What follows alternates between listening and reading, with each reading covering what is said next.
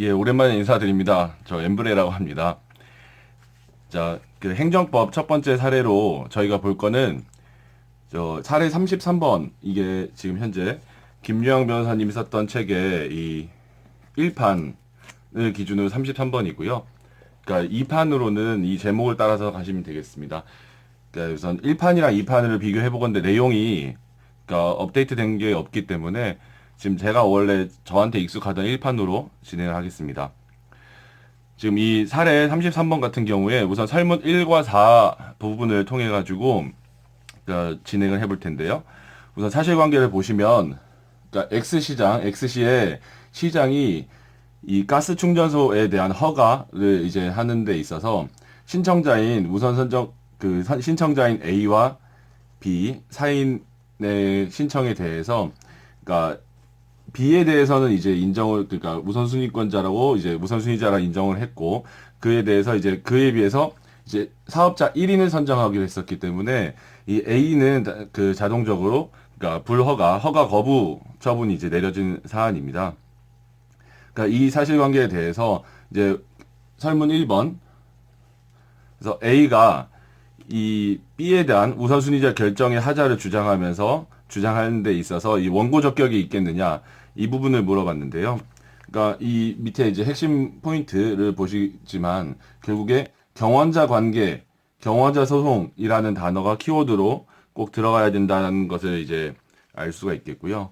그러니까 이 부분을 굳이 제가 제일 처음에 넣었던 이유가 뭐 이전에 보실 필요 없다고 제가 올렸던 영상이지만 실제로 행정법에서 이 행정소송 부분에서 원고 적격이라 하는 부분들 내용들이 사실 행정법 제일 앞에 행정법 총칙 내지는 행정법 뭐 통칙이라고 부르는 총론이라 부르는 그 부분에 있는 주관적 공권 이런 얘기들과 이제 맥이 닿아 있습니다.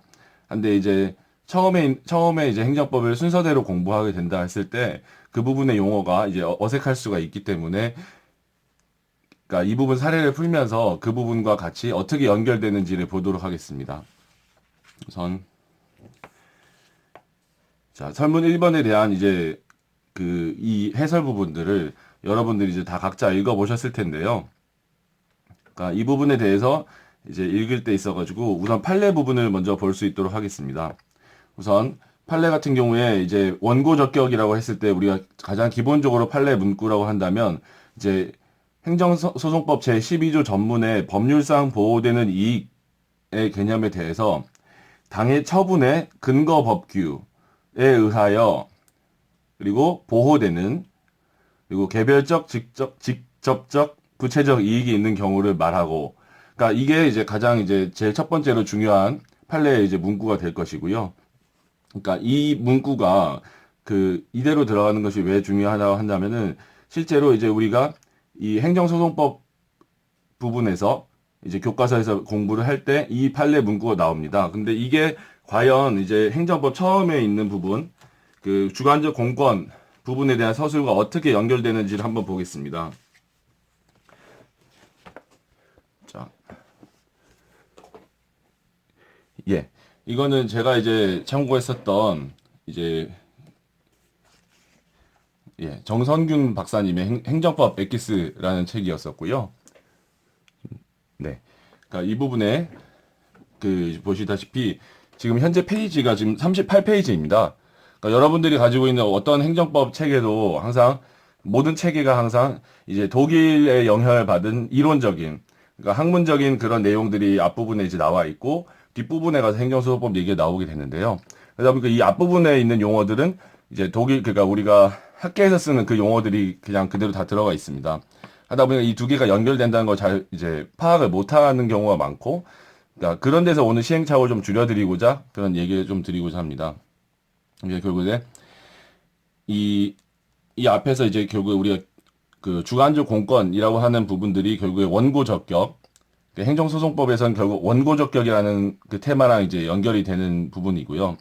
그러니까 여기서 보시다시피 이 주관적 공권, 그 개인이 그러니까 행정 주체에 대해서 행사할 수 있는 국가에 대해서 행사할 수 있는 자신의 권리로서의 이 주관적 공권은 성립 요건이 그러니까 강행 법규의 존재 그리고 사익 보호성 그리고 이제 소구 가능성이라고 있는데 이건 뭐 학계에서는 뭐 이렇게 얘기를 하지만 사실 소구 가능성 얘기는 우선 제외하고요. 우선 강행법규의 존재와 강행법규의 사익보호성 이런 그 성립 요건을 얘기를 하는데 다시 그 판례로 돌아가셨을 때 판례 그러니까 결국에 당해 처분의 근거 법규 및 관련 법규에 의하여 보호되는 이 부분이 아까 말했던 강행 규정성과 사익 보호성 이 개념을 합해서 이제 서술한 부분입니다. 그러니까 우리가 행정법을 처음에 배울 때 강행 규정성, 사익 보호성 이런 단어들을 가지고 이해를 하려고 노력하는 것보다 사실은 행정소송법에서 이 판례 문구를 보고 판례의 사실관계를 보고 했을 때 우리도 충분히 이제 이해하기가 훨씬 수월하거든요. 그렇습니다. 이제 판례 역시도 원고 적격을 인정하는 데 있어서는 이 법규에 의해서 보호되는 강행 규정성 그리고 이제 그 보호되는 그 사익 규정 사익 보호성이 이제 요구가 되는 거고 판례는 거기에 하나 더 추가를 해서 그러니까 개별적 직접적 구체적 이익이 있는 경우라는 이제 요건을 추가하게 됩니다. 그래서 이 부분에 대해서 이제 이 뒷부분에 대해서는 잠시 후에 설명을 드리도록 하겠습니다. 우선은 이 강행 규정성이라고 하는 법규에 의해서 보호되는 이 부분에 대해서 추가적으로 설명을 드리고자 하는 것이요. 자, 앞부분, 그 행정법 앞부분을 다시 돌아오셨을 때, 우리가 보면 이제 주관적 공권, 이런 얘기들이 한참 얘기가 나오고, 그 이후에 이제 특수한 개인적 공권, 주관적 공권이라고 하면서, 이제 무화자 재량 행사 청구권이라는 얘기 항상 나오고, 다음 페이지에 보시면, 보이시죠? 이게 행정 개입 청구권, 이런 용어들이 나옵니다. 처음에 공부할 때 이런 용어들이 계속 나오다 보니까 이거를 이해하기가 정말 쉽지가 않습니다. 그러니까 이해한 것 같지만 실제적으로 이게 어떤 실체인지 이게 뭔가 와닿지가 않는데요. 이게 무슨 얘기냐면 결국에 강행법규, 그러니까 행정 주체가 그 국민의 그 권리를 보호해야 될 의무를 부담하고 있어야 사실 그 반대 방향에 있는 국민 역시도 내 권리를 보호해달라라고 행정 주체 내지는 국가에게 요구를 할 수 있지 않겠습니까? 하다 보니까 원칙적으로 이제 개인적 공권 같은 경우에는 이 그 법규가 그 처분의 근거가 되는 법규가 법령 자체가 그러니까 기속행위인 경우 행정 주체가 어떠한 의무를 해야 한다라고 이제 규정이 되어 있는 경우 기속행위인 경우에 이제 그거에 대해서 그에 반하는 처분이 나왔을 때 발급이 됐을 때 이제 국민들이 그 부분에 대해서 나 그거 잘못된 행정 발급이다. 행정 처분이다. 거기에 대해서는 이러이러한 처분을 해달라라고 이제 주장을 할 수 있다라는 게 이제 전통적인 견해였다면, 그러니까 그 이제 요 특수한이라는 이유가 그러니까 법규는 분명히 뭐 할 수 있다. 행정 주체는 뭐 이런 경우에 어떻게 할 수 있다라고 제량으로 규정을 해놨음에도 불구하고, 그러니까 국민들이 그렇지만 이렇게 행동했어야 된다라고 주장할 수 있다라는 이제 이론인 거고요. 하다 보니까 우선 첫 번째 이 무하자 재량 행사 청구권 같은 경우에도 법규는 비록 재량으로 기술이 되어 있지만, 그러니까 행정청 역시도 그 재량을 뭐 아무리 할 수 있다라고 하지만 그 재량 역시도 한계 내에서 행사되어야만 한다. 그 행정법의 일반 원칙에 비추어 이제 재량이 한계 내에서 행사해야 된다라는 의미로서 이제 의의를 가지고요. 그리고 그러니까 그러다 보니까 지금 말씀드린 대로 만약에 사례형에서 뭐 원고 적격이 있느냐라고 물었을 때 그 근거되는 법령들이 밑에 인용이 되어 있지 않겠습니까? 근데 그 근거되는 법령이 만약에 거기에 뭐 행정처는 이래 해야 한다라고 되어 있는 기속적인 경우에는 사실 이제 이 무하자 재량 행사 청구권이라든지 아니면 행정 개입 청구권 이런 얘기를 쓰셔서는 안 됩니다. 그러니까 기속이라고 되어 있는 경우, 기속적인 규정으로 보이는 경우에는 당연히 그 규정은 강행 법규성을 인정이 받고 또한 그 뭐 당연히 사익보호성이 인정이 될 것이기 때문에 아까 말씀드렸던 판례 문구만 사실 쓰면 되는 거지 추가적으로 이런 내용들 쓰셔서도 안 되는 거고요. 만약 그 근거 법령들이 그러니까 재량행위인 경우, 그러니까 행정처는 이런 경우에 뭐 할 수 있다라고 이제 재량행위로 이제 재량적인 규정으로 되어 있는 경우에는 아까 말씀드렸던 그 판례를 쓰는 것뿐만 아니라 죄송합니다.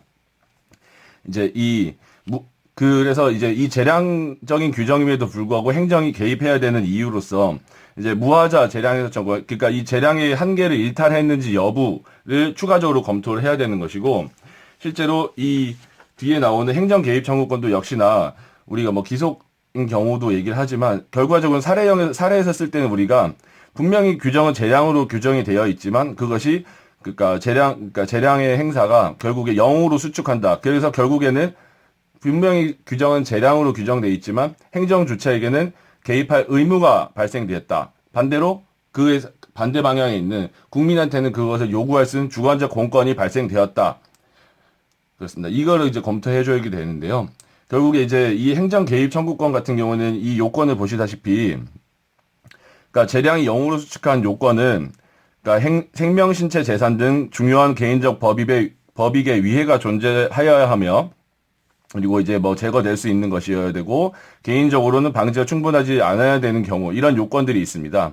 즉 이런 요건들이 갖춰진 경우에는 재량이 0으로 수축한다라는 표현을 쓰시고 그래서 이제 그 원고 적격이 인정된다라는 얘기로 논의가 나가게 되는 거고요. 그러니까 이런 경우를 제외한 나머지 재량 같은 경우에 그러니까 일반론적인 것이죠. 일반론적으로 이 무하자 재량행사 청구권이라는 게 이제 있는 것이고 무하자 재량행사 그러니까 이제 무하자 재량행사 청구권 이 가장 뭐 중요한 그러니까 리딩 케이스로 되어 있는 게 뭐 검사 임용 거부 그 취소 청구 그 판례인 케이스인데요.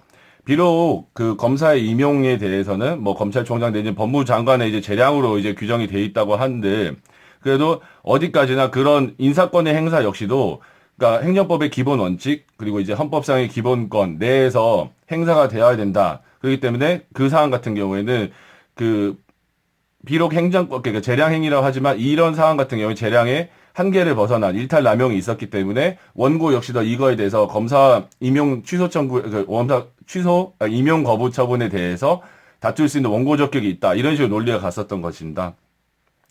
그러다 보니까 다시 이제 사례로 돌아오겠습니다. 그래서 이 사안 같은 경우에는 그러니까 이 사례에서는 지금 나오진 않았지만 결과적으로 이 사안에서는 강행법규성 그리고 사익보호성에서는 이렇게 문제가 없습니다. 하다 보니까 그 추가적으로 뭐 무하자 재량행사 청구나 이런 얘기들 언급을 하지 않고 이제 원칙적인 일반론적인 판례를 설치했을 뿐이고 그 나머지를 쓰지 않았던 것 뿐입니다. 그러니까 앞부분과 이렇게 연결이 되는 것이고요.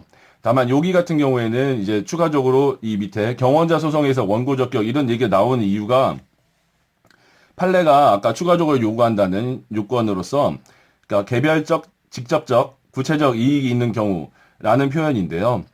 그러니까 당연히 우리가 그러니까 당연히 우리가 그 행정 처분에 상대방이 되는 경우에는 그 사람은 당연히 그 처분에 대해서는 그 당연히 개별적이고 직접적이고 구체적인 이익이 있는 자에 해당이 됩니다. 하기 때문에 이 경우에서도 이런 일반론만 쓰고 다시 그 추후로 더 이상 검토할 필요가 없게 되는 건데요. 다만 이 사안 같은 경우에 보시다시피 행정청은 그러니까 가스 충전소의 허가를 B에게 발급을 했을 뿐입니다. 거기에 대해서 A에 대해서는 처분이 어느 정도, 그러니까 어떤 행정행위도 사실 지금 발급된 적이 없는 상황이고요. 하다 보니까 이 직접적인 상대방은 B임에도 불구하고 A가 과연 원고 적격이 있겠느냐라는 얘기를 물었기 때문에 우리가 여기서 과연 그러면 이 사람이 그러니까 직접적인 이익이 없는 것 같은데 어떻게 이 사람인 그러니까 원고 적격이 있는가라는 걸 검토할 때 거기에 대한 이제 그러니까 판례상 이제 쌓여왔던 그 예외적인 이론들이 뭐 경원자 소송이라든지 뭐 인인 소송이라든지 여러 가지 판례들이 이제 쌓여왔습니다. 딱 이 상황이 전형적인 경원자 소송인데요. 경원자 소송이 이제 예를 들어 그러니까 의의를 보자면 그러니까 이것이 뭐 이런 것들이 키워드가 되겠죠. 그래서 일방에 대한 인가 내지는 허가가 결국에 타방에 자연적으로 개념적으로 당연히 타방에게 불허가로 귀결될 수밖에 없는 경우 이런 경우를 경원자 소송이라 하고 지금 사안같이 단 1인만 허가를 하겠다라는 고시를 한 이상 사실은 B에 대해서 허가가 난 것은 곧 A에 대한 허가를 불허가하겠다라는 걸로 이제 귀결될 수밖에 없지 않습니까? 하기 때문에 이런 경우에는 비록 직접적인 행정행위의 행정처분의 상대방이 아닌 A라고 할지언정 A에게도 원고 적격을 인정해주겠다라는 이제 판례의 이론인 것이고요. 하다 보니까 이 원칙에서 벗어나는 경우이기 때문에 이 밑에 써주는 것처럼 만약에 이게 재량행위로 그러니까 규정이 돼 있는 경우에는 이제 예를 들어서 무하자 재량행사 청구권을 추가적으로 검토를 해야겠죠. 그러니까 이런 식으로 이제 구성이 되어 있는 것입니다. 그리고 사실 여기서는 사실은 언급은 되지 않았지만 이렇게 뭐 설문사에서도 말씀드리겠습니다. 하지만 우리가 만약에 이제 사례를 볼 때 뭐 어떤 이렇게 허가다 갑자기 보이지 않네요. 예. 그러니까 허가다 이런 단어가 나왔을 때 허가 뭐 이렇게 바로 생각하고 그냥 넘어가기보다는 행정법이라는 건 사실 잘게 잘게 잔펀치를 많이 쳐야 되는 과목을 생각합니다. 내가 이만큼 행정법에 기본기가 잡혀 있다라는 걸 보여주는 것이 그 다른 과목에 비해서도 상당히 더 점수 따는데 우리는 수험생이니까 좀 더 유리할 수가 있는데요. 하다 보니까 허가라는 단어, 뭐 특허, 인가 이런 단어가 났을 때, 뭐 등록이라든지 이런 단어가 났을 때, 그렇게 넘어가시면 안 되고, 그러니까 결국에 저는 이게 강학상 허가인지 여부, 그러니까 강학상 학문적으로 말하는 이게 허가에 해당되느냐, 비록 여기서 허가라고 했지만, 그러니까 허가 뭐 자연적 권리가 이제 금지가 됐다, 금지된 자연적 권리의 뭐 해제, 뭐 이런 용어들을 써가면서 이게 과연 강학상 허가에 해당되느냐, 아니면 뭐 권리를 설정해주는, 특별히 설정해주는 이제 설권적 행위로서 특허에 해당되느냐, 뭐 이런 용어들을 써가면서 사실 간단하게라도 강학상 허가인지 여부를 이게 검토해주는 게 저는 맞다고 생각을 하고요. 그게 설문 4번 같은 경우에는 비록 설문에선 이게 이 취소라고 단어를 썼지만 이게 과연 강학상 철회냐, 강학상 직권 취소냐 이런 것들 논의를 해주고 그 다음 논의를 진행을 해야 되는 것이 이제 행정법의 가장 기본적인 마인드입니다. 행정법이 나왔을 때 이게 과연 강학상의 용어와 이게 법적 성질을 먼저 논의를 해주고 그 이후에 논의가 진행이 되어야 사실은 행정법은 이제 체계가 잡혔다라는 얘기를 들을 수가 있는 거고요. 그래서 이제 이 경원자 소송에 대해서 이제 원고 적격에 대해서 이제 볼 수 있도록 하겠습니다. 그래서 뭐 다시 참고서로 넘어왔을 때 뭐 여기도 지금 보이시겠지만 그래서 뭐 이런 얘기가 있습니다. 이제 공권을 침해당한 자는 결국에 법률에 의해서 보호된 사익을 침해당한 것이다. 그러니까 이런 얘기가 나온 것처럼 그러니까 주관적 공권이 인정되는 것과 결국에 이 원고 적격이 인정되는 것 이게 결국에 같은 맥락인데 하나는 400페이지에 하나는 50페이지에 이렇게 나와 있기 때문에 이 앞뒤가 이제 연결이 안 됐었던 거고 뭐 이 문구만 보고서도 이제 포인트를 잡으실 분들은 잡으실 수 있지만 저 같은 이제 법학 일반인을 대상으로 지금 제가 이렇게 뭐 영상을 찍는 거기 때문에 뭐 이해해 주셨으면 좋겠습니다. 말이 좀 길지만요. 우선 지금 보시다시피 그러니까 아까 전에 개별적, 직접적, 구체적 이익이 있는 자가 원고 적격이 있다는 판례 추가 요건을 보시다시피 만약에 처분의 상대방이라면은 그 처분이 근거 법률이 뭐 이런 것과 상관없이 원고 적격이 그냥 바로 긍정이 됩니다. 추가적인 검토가 필요가 없는 거지만요. 이 다음 페이지를 보시다시피 결국에 이제 뭐 여기서 보면은 이렇게 판례가 얘기하는 결국에 이제 경업자 그리고 이제 보시다시피 경원자 그리고 그 인인소송 이런 경우에는 그러니까 행정청의 처분에 직접적인 상대방이 아님에도 불구하고 그러니까 이제 그 직접적으로 개별적으로 구체적인 이익이 있다라고 인정을 판례상 해줬던 이제 예외적인 예들이기 때문에 이런 예들에 대해서 판례 사실관계를 아실 필요도 있고 무엇보다도 이 각각의 이 세 가지밖에 안 됩니다. 이 세 가지의 각각의 이제 의의를 여러분들이 다 구별해서 체크를 하실 줄 알아야겠습니다. 예, 이런 거는 이제 넘길 수 있도록 하고요. 하다 보니까 이 앞에 다른 영상에서 보실 필요 없다고 했던 영상에서도 말씀드렸지만 뭐 이 말씀만 드리고 이제 설문 1번을 이제 마치도록 하겠습니다. 그러니까 이 책뿐만 아니라 모든 사례집들은 그러니까 공부를 위해서 이렇게 좀 더 상세하게 서술되어 있는 부분들이 있습니다. 하지만 우리가 실제로 그러니까 답안지를 쓸 때 15점으로 배점이 됐다라면은 실제 답안지 30줄을 쓰기도 사실 버거울 수도 있습니다. 저 같은 경우는 워낙 글이 느려서 더 그랬었지만 만약 이 15점을 잡는데 이렇게 목차를 다 구체적으로 잡고 쓰기에는 사실은 시간적인 여력이 많이 없습니다. 그래서 이제 제가 이제 권해드리는 바는 지금 만약에 이 사례를 공부를 할 때 이 사례가 그러니까 리딩 케이스인 사례를 공부할 때는 적어도 그러니까 답안지에다가 이걸 보고서 베껴 쓰시더라도 이걸 30줄 내에 내가 한번 써보는 걸 한번 머리로만 하지 마시고 손으로 한번 해보시기 바랍니다. 그러면서 그 강약을 둬서 그래서 저는 이제 판례가 1이면 거기 사안의 포섭이 1이어야 되고 그 나머지 다 합해서 이제 그 1이 돼야 된다고 이제 생각을 합니다. 하다 보니까 이런 경우에 있어서 판례 가장 원칙이 되는 이 1번 부분 그리고 이제 2번 부분 그리고 이 뒤에 경원자 소송에 대한 이 판례에 대한 이 판례 태도 이 3번 부분 이 판례 부분들은 상당히 이제 많이 이제 인용을 하셔가지고 그러니까 그 부분이 이제 1이 된다라면은 이 포섭 부분들을 항상 이제 많이 이제 놓치시곤 하는데요. 그리고 이 뒤에서 보시다시피 이 포섭이 사실 되게 짧습니다. 하지만은 이 포섭 부분들을 교수님들이 많이 중요하게 생각하십니다. 그래서 사례에서 어떤 사실 포인트들을 가지고서 이제 결국에 이 하나하나 대입을 시키는 거죠. 강행 규정성, 사익 규정성, 그리고 판례가 추가적으로 요구하는 그런 요건들. 이런 것들에 해당이 되는지 여부를 구체적으로 포섭을 해서 검토해주는 그런 논증의 과정을 보여주는 게 법학 그 답안지에서는 상당히 중요하고요. 그래서 이 판례와 이 포섭 부분, 이 부분들을 사실 비중을 많이 두신다면 이 나머지 부분들을 사실은 거의 축약을 쓸 수가 없습니다.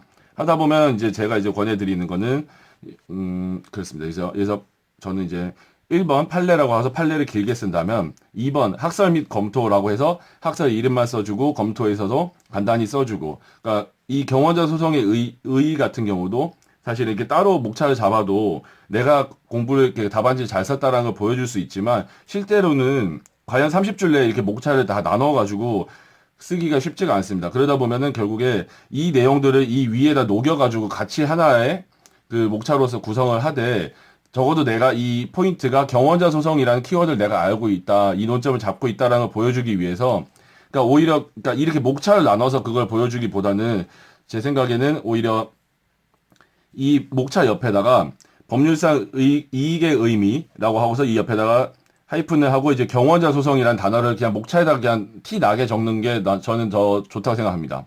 뭐 안 되면 뭐 논점의 정리 옆에다 뭐 경원자 소송의 의의라든지 이런 얘기들을 쓰게 되고, 그러니까 이런 식으로 답안지에 내가 티를 낸다면 굳이 이렇게 목차를 나누지 않아도 내가 이걸 그 체계를 잘 이해하고 있다라는 걸 보여줄 수가 있기 때문에요. 그러니까 15점 정도라면 사실은 우리가 생각하는 원래 목차대로, 그러니까 서론과 이제 판례, 학설 및 검토, 그리고 포섭, 그냥 원래대로 그냥 목차를 잡으셔도 사실은 빠듯할 수 있는 양이기 때문에 그렇게 이제 구성하시는 걸 이제 권장해 드립니다. 그러니까 이 부분에 대해서는 이 원고적격의 그 행정법의 그 뒷부분에 있는 원고적격과 앞부분에 있는 주관적 공권론이 어떻게 이제 이어지는지를 말씀드렸고요. 이 다음으로는 이제 설문 4번을 말씀드리겠습니다.